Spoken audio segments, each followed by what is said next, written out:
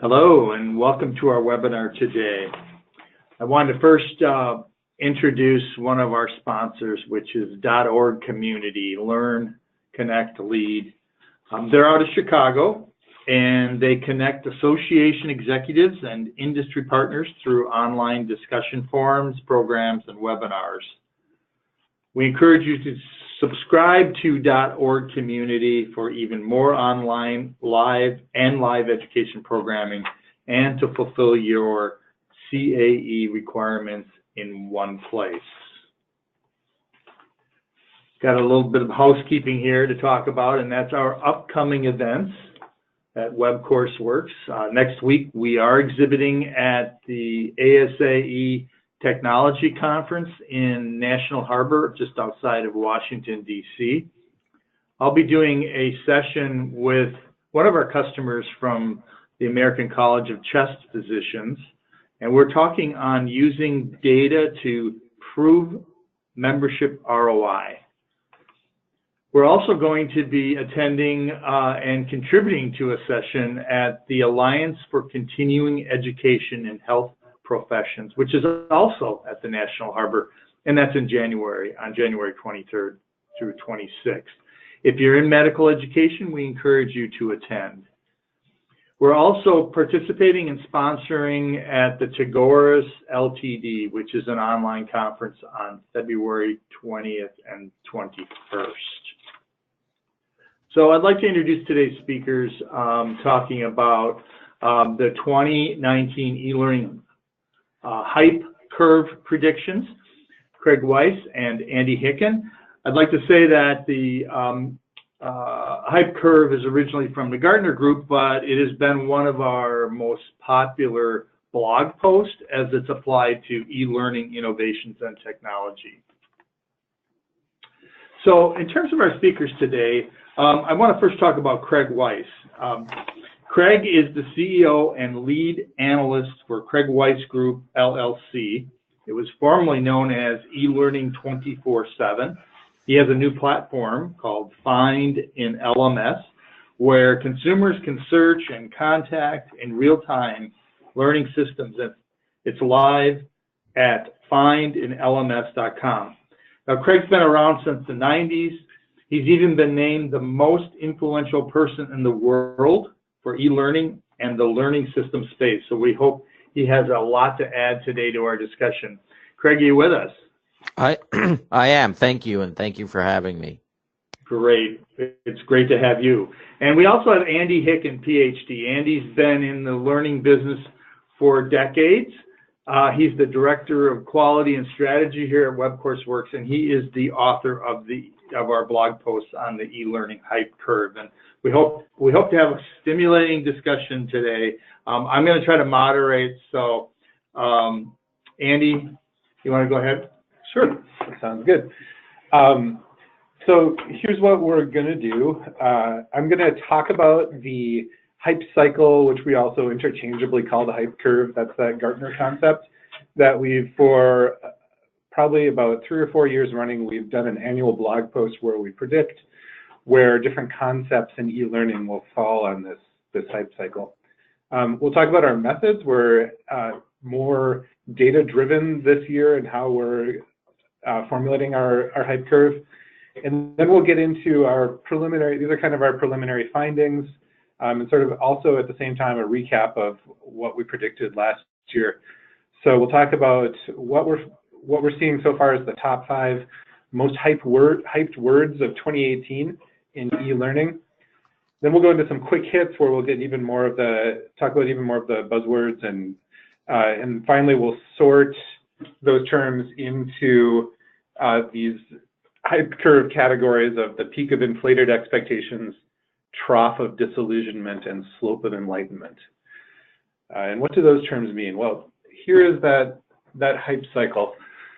So Gartner is a consultancy in technology, and they came up with this concept for how technology terms move through a curve where they start out in the very beginning, they're an innovation trigger. Some person or small group of people comes up with a new technology or even just a new idea, and they start talking about it. At this point, there's not a lot of expectations around it because the idea of it hasn't become popularly well known. Then as this term kind of takes off, people talk more and more about it, the hype increases, the expectations around it increase, and you get to your peak of inflated expectations. So at this point, the hype around this term is just unavoidable. You can think about like Bitcoin over the last year, people talking about Bitcoin just in the general media world, and people expect the world of it, and they're talking about it constantly.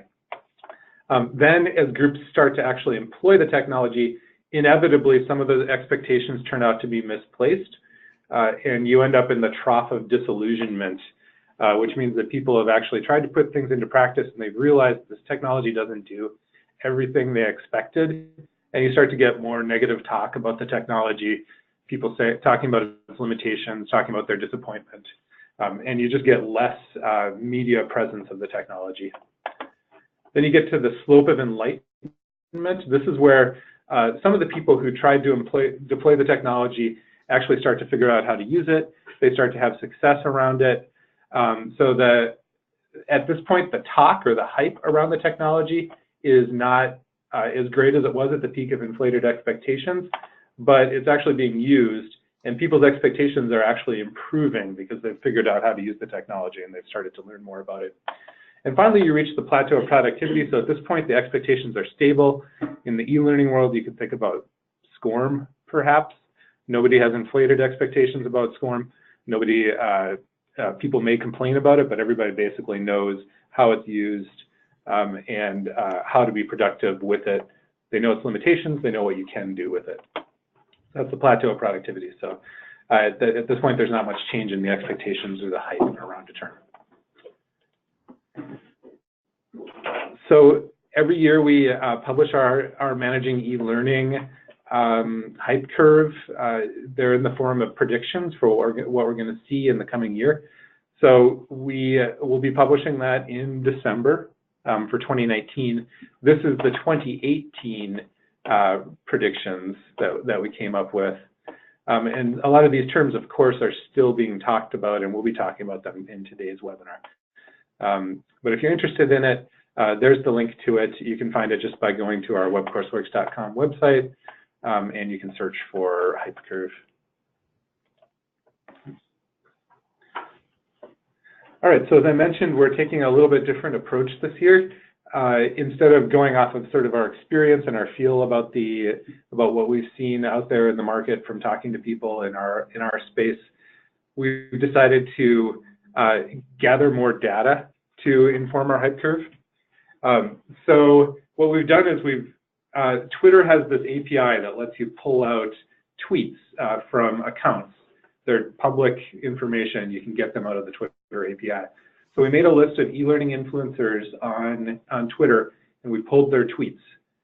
We also that's our experimental group. Then we did a general tech influencers group as our control group for comparison to the experimental group. And we used some scripts to find the most commonly used words. We started analyzing this data, looking at a comparison of e-learning to tech industry to find what the buzzwords were that were specific to the e-learning industry.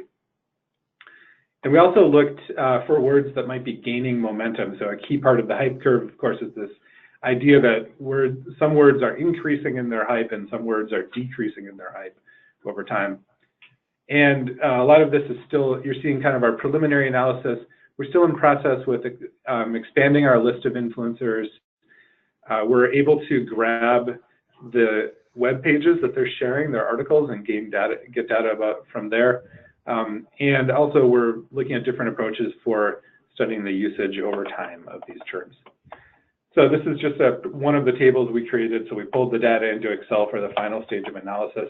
And you can see we assigned things a hype score and what we call a trickle-down score. And so this is where we're drawing a lot of the terms we'll be talking about today from in this. All right, and without further ado, we want to jump into our 5 most hyped terms from 2018 that we saw in our eLearning set. And but let's get Craig in here. Craig, what's your reaction when you hear the word virtual reality? Overhyped at this point. I think that there's really two pieces to it. One, virtual reality from a training standpoint, people will hear about Walmart and some of these other large companies doing it. But when you look at it across the board for numerous companies that are an SMB or SME and mid-size and even some large, this can be a budget challenge because you have to buy the headsets. That's number one. The new ones are standalone, like Oculus Go, and Vive is coming up with Vive Focus. Or you have to have it tethered to a computer, or you have to have a smartphone headset. The Go, for example, is between $199 and $299, depending on the number of gigabytes, and everything is self-contained. Virtual reality still has a motion sickness problem for a lot of people. You can't watch it for long periods of time. Even the manufacturers don't recommend that. If you're using an LMS, no LMS out there in today's market is with virtual reality, so everything is in 2D. Then you have to put on your headset to see the content, which is 3D. The authoring tools that are out there that pitch themselves as virtual reality tools is somewhat misleading. They're not fully virtual reality. I mean, this is not an inexpensive endeavor. So I think it has lots of potential. I think augmented reality is a better route to go. So why don't we define those terms a little bit? So virtual reality is basically trying to create an entirely virtual world that's 3D, it's immersive. So you wear those goggles that you were talking about, Craig, and there's also sound simulation. So there's you're hearing sounds from the virtual world as well. And by contrast, augmented reality is being able to project simulations onto your real world. So you might be looking through goggles, seeing the actual room that you're in, and then there are some there might be a heads-up display or some other piece of simulation on top of your view of the real world. Yeah, of those, I think Google Glass one. Yeah. Yeah, I think the easiest way to kind of think about it is virtual reality is everything is virtual, whatever it might be. It could be a sim, it could be anything. You have to have some type of a device in order to use it, a headset. Augmented reality is a layer of virtual over real time, real world.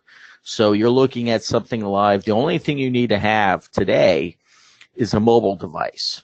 Whatever it might be, that's for virtual augmented reality. And then there's mixed reality, which isn't out really yet, which would be like the HoloLens, which is a combination of virtual and augmented combined. So you would be able to see holograms, for example. That's the easiest way. You'll be able to incorporate both that virtual and augmented. And so the advantage of that, none of them today can provide empathy. None of them can provide, like, if you touch something, you physically will feel the touch per se. That's future technology. So Craig, first of all, could you give us any like real world examples of what people are using this for, and why do you think it's so hyped? Sure. Some real world examples is that there are universities and medical schools where they're able to do virtual reality, and they can work on a patient that's not actually there because they're doing it within their virtual space. They can also do it with augmented reality to kind of look upon that. I think one of the great examples is the BBC, where you sat in a room, there was absolutely nothing there. You put up a tablet, and on the tablet you saw dinosaurs walking by, and they were talking and explaining them. The other big thing that people see is skills building. You see it on cruise ships. You see it on like Walmart training their people. Safety training is another big thing with virtual reality. But you have to have the content built. And content of that quality that you see is sometimes in the neighborhood of $60,000, $80,000, $100,000. So it's not, they're not building these things out of an authoring tool. Great. Yeah, Thanks. Let's move on, or? Yep, and I'll just mention real quickly, we've also seen medical societies in our space doing some virtual reality where they're it's often kind of like a tour of a particular part of the body that's specific. Right, and one of our customers brings people in from all over the world to do very difficult operations and such procedures, and they're experimenting with VR in that area. Exactly. All right, so virtual reality was, in combination with augmented reality, was without a doubt the most hyped term we saw in the data that we looked at. Up next to that was artificial intelligence and machine learning. Shorthand for artificial intelligence is AI. So this is the idea that your technology can learn, it can gather data, start to build its own theories about the way the world works, and then start to act in an intelligent way. And it's very broadly defined, but as you might know, there have been a lot of advances in the world of general technology in recent years with AI. So Craig, in your experience, what have you seen out there in the world? What are people trying to use AI for in the e-learning and LMS space? Sure. I mean, at its baseline, what they're trying to use it for is to create a fully automated system so that the administrator doesn't need any type of input whatsoever. The system can do all the things. They can create a learning path for the consumer or for the end user based on a variety of different factors that are tied to an algorithm that the vendor has inserted into it. And there's a misnomer that machine learning is the same as artificial intelligence. It's not. There is a difference between the two. But most people, when you think of AI, you think of like robots. Machine learning is based upon this algorithm that is created by whomever and includes all these different kind of variables. And one of the most interesting things I've seen is the next term you're going to actually hear is a term I use today called deep learning. And deep learning is taking machine learning to the next level and will be something you'll see more and more of by 2020.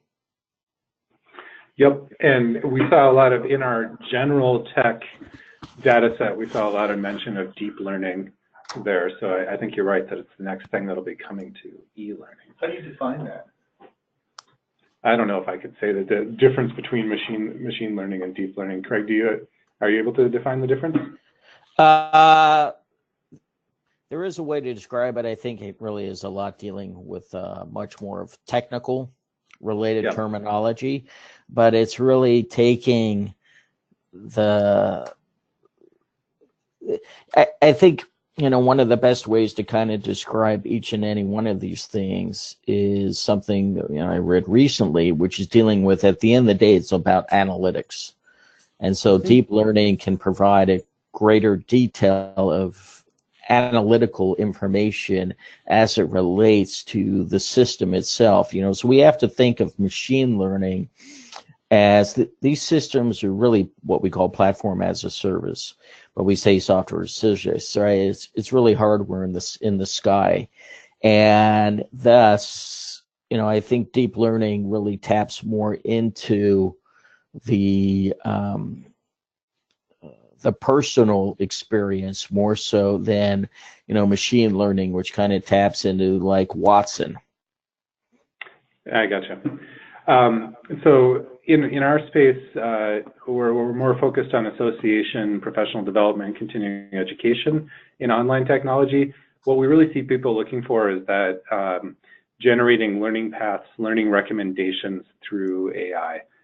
So I think that's a bit of what you were talking about, Craig, but we're just kind of getting started in our space. Yeah, I think, one of the things, as a former association executive, I can, attest to, the pluses and minuses between AI and machine learning is that it really comes down to that algorithm at the end of the day. And I'm a believer of if you want it to be successful in your learning and do recommendations of your learners, then it has to be what I call an open algorithm. That does not mean that you get access to the code and the numbers and punch it. What it means is that the vendor enables you as the administrator to change weights, to change points, to change a variety of things, thus making the data more accurate. A closed algorithm says we don't give you any type of input.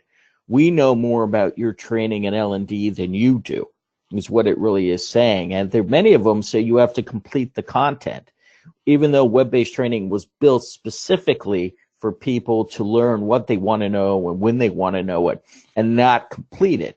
So if I have to complete something that I have no interest in, the output of that algorithm is going to be skewed, and everything that's being recommended to me is really a misnomer. And that's the challenge that we have today, is that there are just way too many vendors that think a closed algorithm is the most effective way. And so the data you're getting is erroneous. Gotcha. Great. Okay, so our next cluster of terms had to do with various standards that people are talking about in the learning technology world. So XAPI has been talked about quite a bit for years.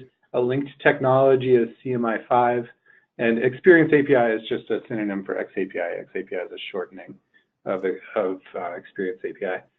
So the hype around XAPI, in my opinion, it peaked a couple of years ago, as if you want to think in terms of the hype curve, and now we're getting to the point where you're seeing more actual application of it. The basic idea was that it would overcome a lot of the shortcomings of the SCORM standard that's been used for decades now in e-learning, and it would enable decouple the learning platform from the learning content, let the content be on a separate system, allow data to go between those systems. That's just kind of the tip of the iceberg. So Craig, where would you say we're at in terms of the usage of XAPI? What's CMI5? How is that being used out there? And what's the talk that you hear around it as well? Sure, thank you. XAPI, more and more vendors are adding it this year, or have been, than in years past. It's really was ideally set up because SCORM is not good with mobile. So XAPI was a big factor in it. The problem is when they set out ADL, asked like what you want to see in XAPI, everybody responded. And as a CEO of one system said to me, it's like everything in the kitchen sink is in there. And as a result, there are a lot of issues happening. So just like in SCORM, which was the premise of interoperability, which means you can create one course in SCORM, pull it out of an LMS and stick it in another LMS and it works perfectly, that was completely not true. The same thing's happening with XAPI. And so you might create it in an authoring tool and then go and put in LMS, it doesn't work. And then the vendor says to you in the authoring tool, well, it's the LMS's fault. And the LMS says, no, it's the authoring tool's fault. And in reality, it's usually the authoring tool. But that said, it's not pushing back enough data. And there's certain vendors, names to be withheld, that have continuous issues with XAPI. And so that's kind of the problem. Now, there are vendors that are just chunking SCORM and everything and going XAPI only. And you hear it a lot of times with a learning record store, but you can have an LRS without XAPI. That said, it's ideally better suited for that. CMI5, I'm seeing, if I compared XAPI when it initially was launched and the big hype around it versus CMI5, I see more vendors adopting CMI5 either today, now, or it's on their roadmap than I did with XAPI. And the reason behind CMI5, we always say to people, what's SCORM? And people they don't care as long as they're getting the data. CMI5 would totally replace SCORM completely. It can do a lot more data-wise, a lot more in terms of the SCOs and everything else than SCORM can. And so the purists behind CMI-5, the purists behind it believe that SCORM is dead. Reality is SCORM is extremely popular. And so It's not going to die off as they think it is. And their authoring tools are starting to buy into CMI5, but its biggest challenge is people having an understanding, why is that different than SCORM? How is that better? And my challenge with it is there's really two organizations kind of playing around with CMI5 and how that's going to output it. But its premise, as like anything else, is that this is far superior to SCORM, and even 1.2 in 2004, and you're not going to need SCORM anymore. I do want to kind of quickly mention one of the things I am seeing, especially here in the last few months, is a huge trend, is vendors getting rid of AICC, and it's SCORM, or AICC is disappearing with many vendors in the learning system space. And AICC was kind of the original learning technology standard. It goes back to the 80s and was created by the aviation industry. That's the AI stands for aviation industry. So, all right, so that was pretty techy. Let's get back more into one of the terms that's more of education specific. So gamification, badges, game-based learning, these are different things, but they're kind of a cluster of terms that people talk about together. If I could give you like a quick kind of back of the envelope definition of these, gamification is the idea in practice. What it means in our industry is you take your traditional e-learning, say a SCORM package, a tutorial, and you build some game-like rewards around it. So you award points for completion, for example, or for passing it. Those points might lead to you receiving a badge that you can display on your profile. You might appear on a leaderboard in some platforms. Then game-based learning is more of the content itself is structured as a game. So these would be your game-like simulations, serious games, learning games, educational experiences that are inspired by video games or casual games, and maybe actually are games themselves.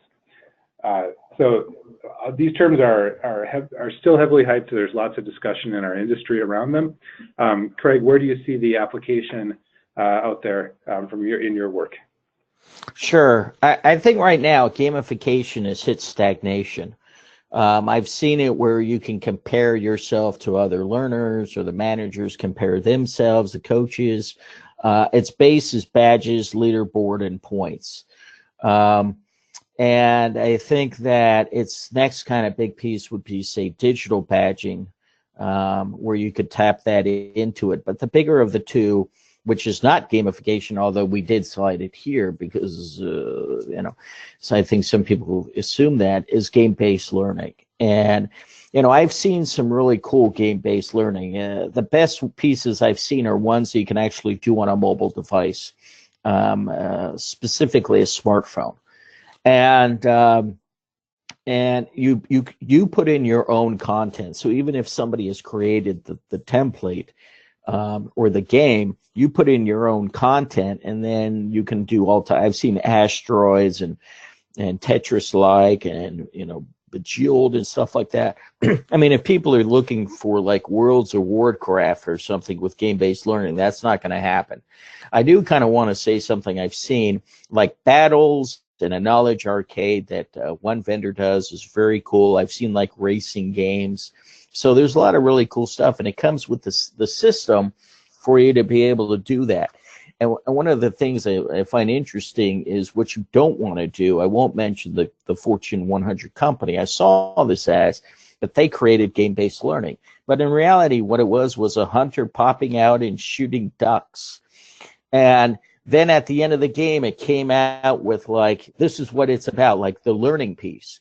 So they saw a lot of people playing the game, but it had really nothing to do with the learning content, because that was like at the end when you hit return to play to the game. Interesting. Yeah, we at WebCourseWorks, we developed a lot of game-based learning over the years, and the challenge is always to tie the game mechanics to the actual learning objectives. So that would be an example of where the game mechanics had nothing to do with the learning objectives. All right, so let's round out the top 5. So we're still seeing in our analysis, we're seeing a lot of discussion of massive open online courses, or MOOCs for short. The most well-known examples of these would be the content that you find on Coursera, Udacity, edX. Those are the MOOC platforms that are most well-known. So a few years ago, inspired by those platforms, you started to see corporations, associations thinking about whether they could deploy their own MOOCs. And Craig, what do you think? What have you seen with that? How did that go? My personal experience is that MOOCs should go the way of the dodo bird immediately. That being said, they're not being heavily utilized in the corporate space. They're still utilized in higher ed. And I think, the hype behind it never matched the reality. I mean, people thought, wow, this is great. I can sign up for this free courses about these subject areas I have an interest in. And then what ends up happening is that as an adult learner, which is what MOOCs are geared towards, like what we call non-traditional adult learners, or 25 plus, is that you have a job, you have something else, you're coming home at night, you have to follow a syllabus, you cannot go forward if you want to, that's not possible. You're having somebody who is a professor, whomever, that's taught this elsewhere, providing this. And the completion rates are about 8 to 10%. And so even if you look at Udemy and some of these others, Coursera, a lot of people never complete these things. And so, the question is that corporate learning follows asynchronous based learning, which is self-contained. It has a table of contents. You bounce around wherever you want to go. MOOCs follow synchronous based learning, which is linear, just like you would be, it's basically taking the classroom, how you learn in a classroom, and sticking it online, wrapping it, and saying it's a MOOC. And it's the higher ed model. Yeah. Yeah, it's the higher ed issue. And one of the biggest challenges is, the next thing that came around is, these things called like specialized online offerings. So what they were doing is saying, okay, and Harvard and some others were exploring this, and some have jumped on it, is, MOOCs are free. So they said, you know what, to get the better retention rates, we're going to have you pay a fee to take these things. But it's really still a MOOC. They're just charging you a fee to boost the completion rate, and they're still kind of duds. And I think, the hype has always been there, but when I look at it today, the other terms are getting way more hype, and there's vendors that still have it. And I think they can do, there's so much more you can do, and just leave these to where they belong, in higher education. Right, but one of the things with these terms and new technology and emerging technology is that it sometimes can morph into something new. And I think when the MOOC area, you've got edX, which is still classified, it's a platform. You can maybe talk a little bit, Craig, about the, experience platforms and where the LMS is migrating to, and I think edX has influenced that. Yeah, well, I respectively disagree. I think LMSs are always going to be out there. I think what you see is, to me, an LEP or LXP is not like edX. It is, you're buying content. It's sort of really edX and Coursera and Udemy are, at the end of the day, they're really aggregators, from like different MOOCs from different universities and whatever, and you can go and buy that. And so I think that there are plenty of MOOC-only platforms, and for certain people, that's of an interest for them. Just like there's platforms today that you can tap into skills-specific learning from a bunch of different universities, you can find a platform like that. And to me, it isn't a morphing in there. What's happening in the LEP, LXP space is they're adding more and more functioning like an LMS. Well, the LMS then adds more and more functionality of something else. Great. So we could probably debate MOOCs and their impact all day, but I want to, and by the way, I want to ask the attendees in the webinar to go ahead and give us your thoughts if you have any. Type them into the questions panel. We see them. We'll read them out loud potentially. Feel free to give us your thoughts on what we talked about there. And we'll start getting into a bit of what Craig was talking about there with the learning experience platforms, or Craig's own take on those platforms momentarily. Yeah, why don't we let Craig talk about that while we wait for input? Sure. If you could talk about sort of the state of the various learning platforms today as you see it. Sure. So at the end of the day, the umbrella term should be is what I refer to as learning systems, and the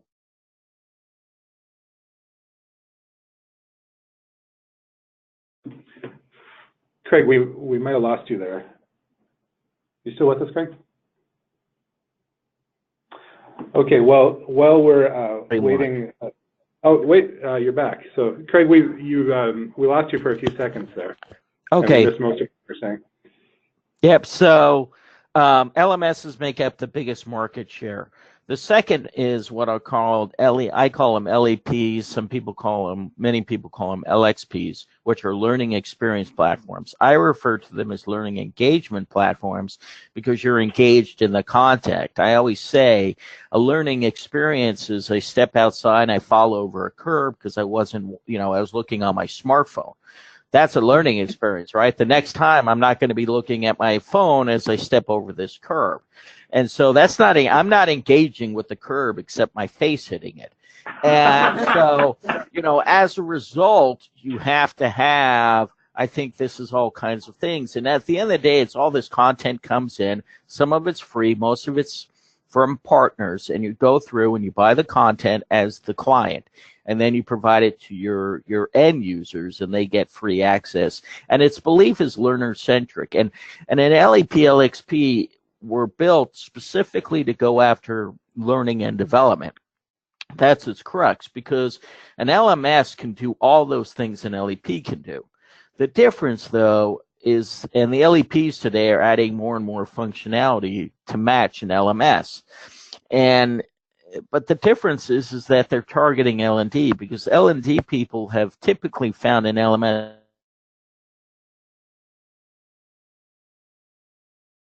Oops, sounds like we lost Craig again for a moment there. So I'm just going to quickly, we got a comment in from Carrie. She says, I didn't realize that gamification and game-based learning were two different things. Thanks for the insight. You're welcome, Carrie. And just in general, if you want to comment as we get through these, as we're going through further into our research results here, feel free to do so. Okay, we got a comment from Mark who says, all good points. Agree on the constraints around virtual reality given budget challenges. Very intriguing, but difficult to utilize and scale. Wondering what the next iteration will look like that can be scaled and still deliver on an immersive experience. On gamification, Craig said something about linking gamification to digital badges. I think would like to hear more about that. Craig, are you there? I think we might be having a technical issue with Craig, but I can speak a bit to that. So, as you might know, Mark, digital badges are a standard that lets you send a badge between learning platforms and other kinds of platforms that are tracking experiences. So the standard is technically called Mozilla Open Badges. It's developed by the same open source foundation that develops the Firefox browser. And a platform that complies with that standard, you'll be able to issue badges from that platform, and then learners can decide to display those badges on another platform where they have an account. So they can say, all right, I want to show this badge that I got from my LMS on my Credly account, for example. There's even a way to get them to LinkedIn, display your badges on LinkedIn. So those are, that's the idea, is that your gamification tool, which might be your LMS, awards the badge for something you did in learning content on the LMS, and then you can take that badge and show it to places where an employer or a peer might see it and be impressed by it, I guess. So thanks for that question, that comment, Mark. All right, we're going to move into some quick hits. I'll just kind of talk about these. Craig, if you're there, let us know when you're back. So the e-learning heat seekers, we've got a series of kind of quick 3-item lists that we came up with based on what we saw. These are items where we're seeing a lot more talk just in the last year, they've started their heat seekers, and that they're coming on fast. We've started to see a lot more talk about them among our e-learning influencers. So our top three were microlearning, curation, and simulation. Microlearning is basically what it sounds like. It's the concept of small chunks of learning. It's the idea that adult learners will engage more with a quick learning experience. They'll be able to choose a path that makes sense to them through a library of microlearning is often how it's phrased. John Alex has a comment. Yeah, I think if there's ever a word that's been overhyped in the past year, it would be microlearning. And I think it comes down to definition. It comes down to it's somewhat exciting to think about because people don't like to engage in longer formats. But right. I know you've written a lot about this, Andy. Mm-hmm. Yeah, I mean, I think I refer people to our blog again. We have a post about microlearning that we published over the summer that kind of gives our take on it. But there's certainly it's at the peak of inflated expectations. People think it'll solve all their problems in e-learning. Really, it doesn't solve all the problems. It just solves the problem of learning being too long, and it solves that by making the learning shorter. Then what about curation, John? I know we've had some webinars around curation, yeah, or at least one. Right, and I think, the e-learning guild has a good blog that they post every week that curates articles on e-learning, and I think that, well, like in the association space, they've been doing curation for a long time, and that's their responsibility to, gather and organize knowledge and content within a certain community. So curation, I think, is getting more interest. You have people with that title cropping up. I think what's going on with curation, part of what's driving the interest in it is that organizations just have increasingly large libraries of online learning content. It's not new at all anymore to have online learning content. And now there are organizations that have a 15-year catalog of online learning, and they're looking for ways to curate it, to recommend the right content to people at the right time. Then there's also the informal side of curation that people are saying, hey, we generate a lot of great content that is informal, whether it be blog posts, quick webinars, training sessions, that kind of thing. They want to be able to leverage that as well to improve learning experiences. The third is simulation. I think that there are a lot of new tools for doing simulations very cheaply. I think that's part of what's driving the interest in it. So people doing branching simulations where you're kind of making choices through a choose your own adventure type approach to e-learning. That's become a lot easier to do just in the last couple of years. I think that's part of what's driving people.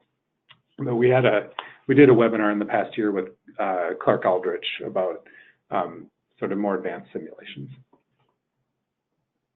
Okay, our next quick hit list. These are tech trickle downs.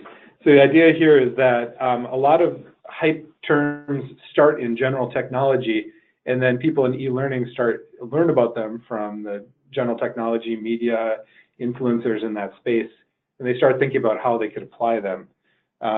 So what we've seen in the last year, these are kind of the three biggest terms that we saw a lot of talk about from our general tech influencers that weren't yet being talked about much by the e-learning influencers. And so we already mentioned Bitcoin. The technology behind Bitcoin is called blockchain, and it's basically a decentralized approach to tracking transactions. So if you have a cryptocurrency like Bitcoin, the blockchain is a ledger of every transaction made with that currency that's copied onto every platform, every computer that installs the Bitcoin software. So a synonym for blockchain basically is distributed ledgers. Craig, are you there yet? Okay, so Craig has had some interesting experiences actually in the last year working with a blockchain application in e-learning. Hopefully he gets back in time to talk about that. Neural networks are another approach to artificial intelligence. Essentially, they're kind of one of the algorithms behind machine learning, It's a way of simulating the way that the human brain works, using it to solve problems in computing. And then Internet of Things, this is the idea of your internet connected devices. And, we're starting to see some interest in that in the online learning world. I know that some of our associations are working on ways to get a physical simulator that's used for education connected to the internet, sometimes using Experience API.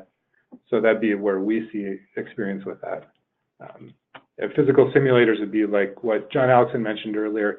Some medical societies have simulators for surgery education or for simulating medical procedures.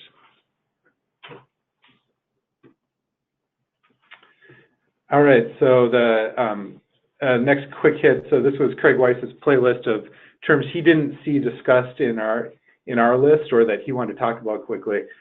He was talking about learning engagement platforms already before, and then he's had what he's seeing a lot of buzz about in his world is AI, different kinds of algorithms for suggesting learning that he was talking about a bit earlier. Yeah, and blockchain, as I mentioned. Craig also mentioned that he's actually engaged right now from a startup company to build a learning platform with blockchain. Yeah, using blockchain. And Andy, just kind of help me with that. Like, how is that? I mean, here's the key advantage of blockchain. If you think about it from a cryptocurrency standpoint, it's virtually impossible to counterfeit a cryptocurrency. That's the reason why something like Bitcoin is valuable. That decentralized approach to tracking the transactions makes counterfeiting the transactions nearly impossible. So security right. is a big issue. Yep. But so the appeal for corporations that might be interested in investing in some really forward-looking learning technology is that they could use the blockchain technology to have a more secure system for learning. I know, I've seen at least one blog post out there talking about this in the continuing education world, that we should use blockchain for tracking CE credits, the awarding of CE credits. Continuing education credits. Right, because they are sort of currency-like, and the idea is then you would see less counterfeiting of CE credits. I think that might be one of those problems that's not such a huge problem out there in the world, but that would be one potential use of blockchain. All right, so John, we asked you for something that you didn't see on our list so far, and you mentioned data visualization. Yeah, I think we've talked about this quite a bit in the learning platform space and e-learning in terms of reports going to these, the data warehouse or data going to a data warehouse and then going to platforms that visualize the data or create these really visual graphs of sorts. And I think one of the things we're seeing in the professional development space is demonstrating to community members a return on their investment for being or belonging to an association or participating in a educational platform where the data is pulled from the platform and visualizations are created that really make the case quickly and easily for stakeholders to understand. Andy, maybe you can just elaborate a little bit on the data visualization platforms that people are using. Well, sure. So, I mean, you see a range of solutions, but the kind of top-level solution would be to get a data team as part of your association or your organization.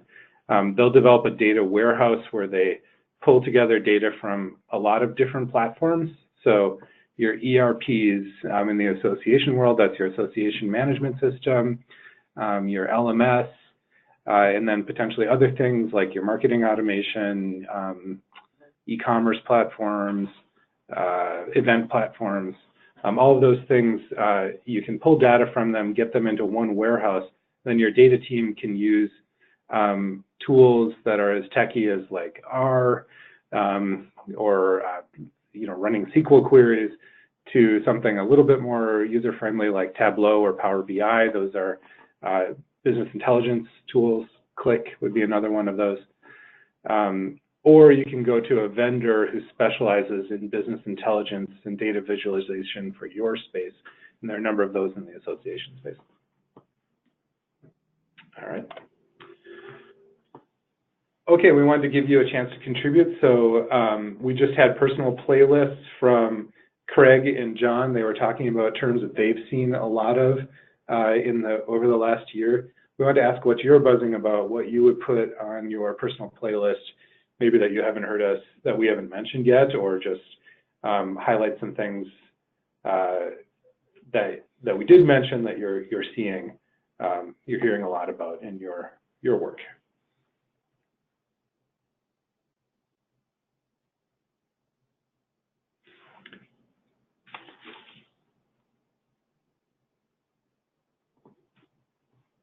Okay, so that's a great contribution. So Mark named personalized learning.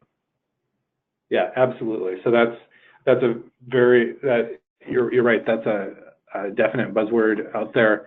I think it's an end result of artificial intelligence or machine learning, where we can provide the learner, the platform can provide the learning content that's appropriate to the learner, and that takes good profiling and good platform listening in terms of who is this learner. Yep. And I think that micro-learning is often connected in the discourse out there to personalized learning as well. So it's the idea that you can have little chunks of learning that are recommended to people based on those AI, those algorithms. I think when it comes to personalized learning, in terms of fulfilling the promise of personalized learning, it's a combination of platform and content, systems and content. Yep, I totally agree with that. All right, we want to finish up by starting to think about the hype curve. So we talked about there are basically 5 different categories in the hype curve. We're just going to simplify it and go down to 3.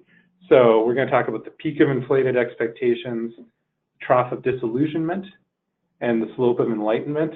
So just to review those, the peak of inflated expectations is this place on the hype curve, the point where you have the most talk, the maximum hype around a concept. Then the trough of disillusionment is the point where people start to put that concept into practice and they inevitably start to realize that it's not everything that they thought it was. And then the slope of enlightenment is the point where people start to figure out how to actually use this new technology, and they start to feel more positive about it and figure out how to be productive with it. So what's at the peak of inflated expectations? I think AR is, I think that we have had a lot of hype on augmented reality, and I think that the reality that costs a lot of money, and that there's unless you have a lot of money to do it and you have a really good use case, such as building airplanes, it's really tough to justify it. Right, and I mean, it reminded me a little bit, this is going back 10 years, but do you remember when Second Life was at the peak of, so just to define that, Second Life was a virtual world. It was 3D. It was like the mid-2000s when it was kind of. I think I bought 2 islands, and I never did. Right, and you could buy real estate in this virtual world, and it was really cool at the time. And people said, "Wow, there got to be great learning uses of this. It's this virtual world." And you actually saw companies trying to use it as part of their training programs. I think it's sort of similar to that, where you have this new capability, and people are getting really excited about it.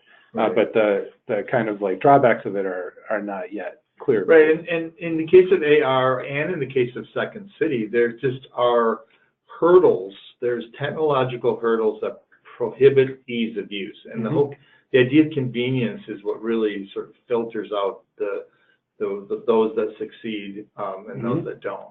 Okay.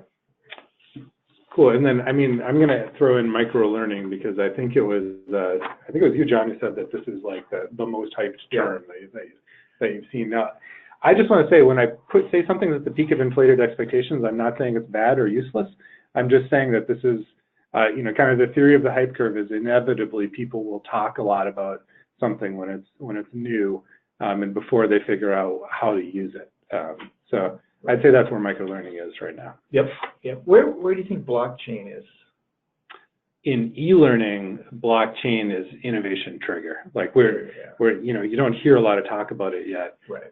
In general technology, it's peak of inflated expectations. Like if you look on, I don't know, Elon Musk's Twitter account or something like that, you'll see a lot of talk about blockchain. And then disillusionment. Yeah. So we talked about MOOCs. Yeah. Right. Exactly. Yeah. I think Craig Weiss personified the definition of the trough of disillusionment when he talked about MOOCs. Right. Yeah. Any other things? I mean, I think XAPI is there now.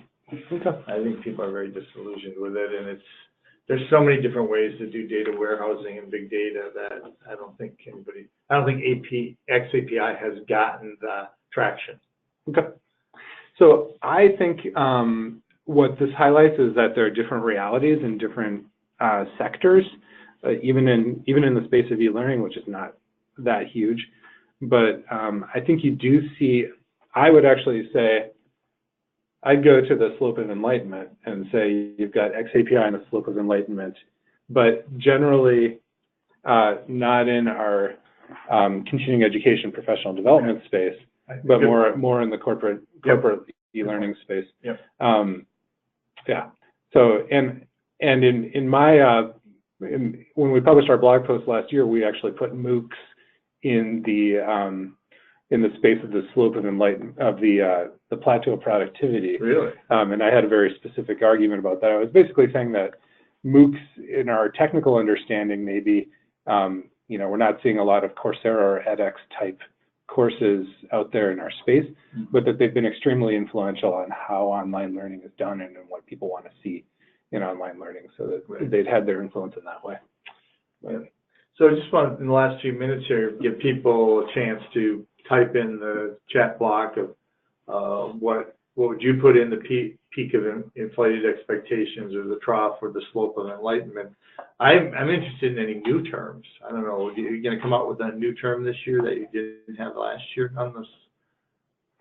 Yeah, I think they'll. You saw my kind of preview of that on the tech trickle down list, where I had blockchain, neural network, and Internet of Things. Okay. We actually did talk a bit about blockchain in our post last year, but it was, you know, I mean, basically I was using as evidence one blog post that I'd seen in our space. So I think, you know, Craig gave us a little bit of input that showed that there are other people in e-learning now working on blockchain. I think it's still on that uphill innovation trigger space. Neural networks is, you know, people are learning more about how machine learning is done, and they're starting to get excited about concepts within machine learning. And I think that, you know, I know here at Web Courseworks, we've got an engineer who wants to implement a neural network as part of our platform. So it's, you know, it's definitely in the innovation trigger space where it's like extremely obscure and techy right now. But we'll start to hear more talk about it in 2019. Great. Any comments coming in? No. Okay. Well, thank you for attending, and we will not have a e-learning thought leaders series in December, but we'll come back with a whole new slate of webinars in the first quarter of 2019. And thank you so much for attending. Thank you. Thanks to Craig Weiss, who couldn't be here for the end.